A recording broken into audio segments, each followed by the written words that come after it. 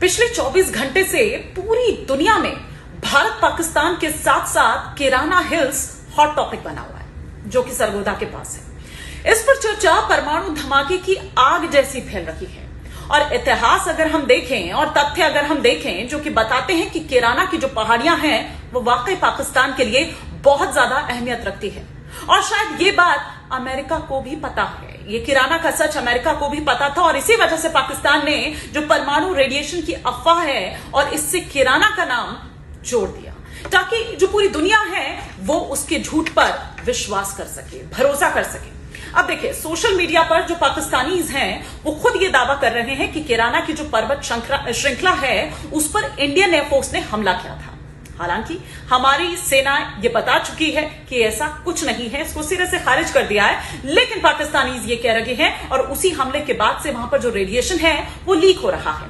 दावे में यह भी कहा जा रहा है कि पाकिस्तान के परमाणु हथियार यहां पर रखे हुए थे और रेडिएशन लीकेज के बाद से जो तमाम लोग वहां पर रह रहे थे उन लोगों को वहां से हटाया जा रहा है। यह सिलसिला शुरू हो चुका है। कहा यह भी जा रहा है कि अमेरिका से न्यूक्लियर रेडिएशन की मात्रा को पता करने के लिए एक स्पेशल विमान जो है वो रवाना किया गया है पाकिस्तान के लिए।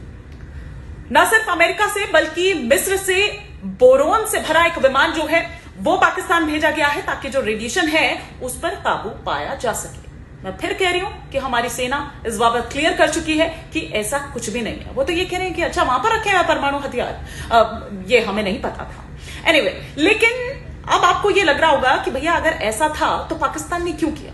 अगर पिछले कुछ दिनों की घटनाओं को आप जोड़ें, उन डॉट्स को अगर आप जोड़ें तो आपको पता चलेगा कि ये जो अफवाह है ये पाकिस्तान ने क्यों फैलाई।